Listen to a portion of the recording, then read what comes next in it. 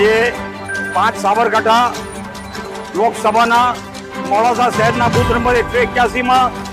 આજે મશીનની વારંવાર ખોટરાઈની જે ફરિયાદો મળી છે અને એ ફરિયાદો મળતા અમે અહીંયા પ્રત્યક્ષ રીતે અહીંયા હાજર થયા. ઘણી મોટી સંખ્યામાં સમુદાયના લોકોને હેરાન કરવાના ઉદ્દેશથી મને એવું લાગે છે કે આ મશીનો ખોટકાઈને કેમ મતદાન ધીમું કરી દેવું, કેમ મતદારો અહીંયાથી મતદાન કર્યા વગર પાછા જતા રહે, એ પ્રકારનો જે કાર્યક્રમ કરવામાં આવ્યો છે હું એને ખોખવાડું છું. અને ચૂંટણી અધિકારીશ્રીને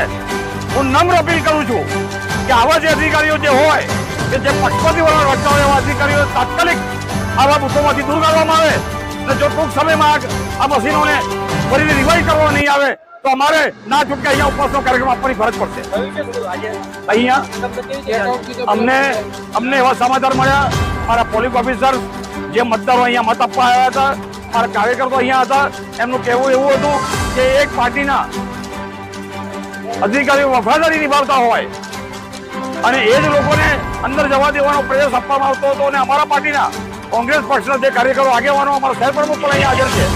એવા કાર્યકર્તાઓને એક ગેટ આઉટ શબ્દ વાપરીને એમ કહે કે તમે બુથોમાંથી બહાર નીકળી જાઓ અને જે એક મહિલાઓ જે મતદાન કરવા માટે આવે અને કેમ એમનું મતદાન ઓછું થાય એના માટે ગંભીર ફરિયાદો ચાલી રહ્યા છે. મને એવું લાગે છે કે આ ચૂંટણી પંચ રાજકીય પરિપ્રેક્ષમાં કોઈ શેમ આવીને આ કાર્યક્રમ કરતો હોય એવું લાગી રહ્યું છે. તેને ચૂંટણી પંચે ખરેખર નિષ્પક્ષ ભૂમિકા નિભાવવી જોઈએ.